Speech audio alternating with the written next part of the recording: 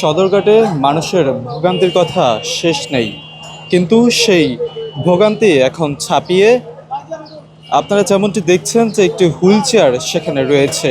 এই হুইল চেয়ারটি বিআইডব্লিউটি এর পক্ষ থেকে সম্পূর্ণ ফ্রিতে দেয়া হচ্ছে সার্ভিস।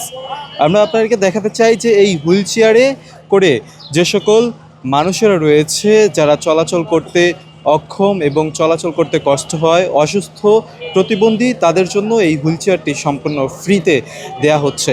এই হুইল চেয়ারে করে তারা ভিতরের লঞ্চ পর্যন্ত পৌঁছে দিচ্ছে। আমরা তাদেরই একজনের সাথে কথা বলবো, একটু জানতে চাই আপনার কাছ থেকে যে এই হুইল চেয়ারটি কেন এখানে রাখা হয়েছে অথবা এই হুইল চেয়ারটি দিয়ে কী করা হচ্ছে। RICL TMX, যুগের পর যুগ স্থাপনা থাকে মজবুত। হুইল চেয়ারটা মূলত আমরা এটা থেকে যত রোগী আছে যারা হয়তো প্রতিবন্ধী হতে পারে বা অ্যাক্সিডেন্টলি যে কোনোভাবে তারা পঙ্গু বা একটা কিছু হয়েছে যাতে ঠিকভাবে তারা চলাচল করতে পারে না, তাদেরকে আমরা ফ্রিতে সেবা দিয়ে থাকি। যে এখান থেকে আমরা লঞ্চ পর্যন্ত তাদেরকে যেতে হেল্প করে থাকি। কতগুলো এই হুইল চেয়ার রয়েছে এই সদরঘাট টার্মিনালে? এই টার্মিনালে যতগুলো গেট রয়েছে প্রতিটা গেট তো খোলা থাকে না, যতগুলো গেট খোলা থাকে তার জন্য একটা একটা করে হুইল চেয়ার এবং 2জন ক্যাডেট বরাদ্দ রয়েছে। কোনো ধরনের টাকা পয়সা দিতে হয় কিনা? জি না, এখানে একদম কোনো প্রকার টাকা পয়সা দেওয়া হয় না। আমাদের এখানে সরকারের প্রতি মোতায়েন করা হয়েছে। তো আমাদের কাজটাই হচ্ছে কি সেবা প্রদান করা, বিনামূল্যে, কোনো বিনিময় হবে না এখানে।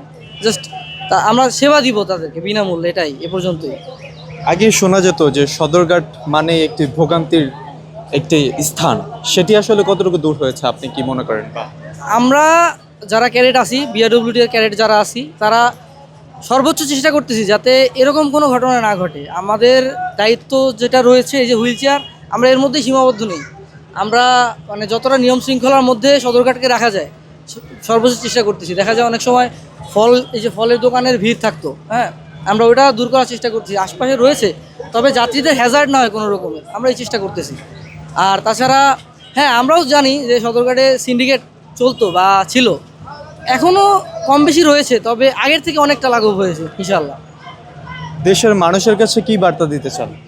দেশের মানুষের কাছে এই বার্তা দেবো যে আমরা নিজ নিজ স্থান থেকে যদি সচেতন হই তাহলে দেশ সুন্দর হবে।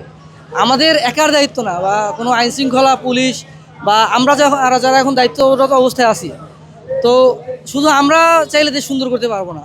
আপনি আমি আমাদের সবার যারা সাধারণ পর্যায়ে আছি, সিভিলিয়ান আছি, সবার দায়িত্ব এটা দেশ সুন্দর করা। তো এটাই বলবো, সবাই সচেতন থাকি, সবার প্রতি সবাই খেয়াল রাখি, ভালোবাসা রাখি সবার প্রতি।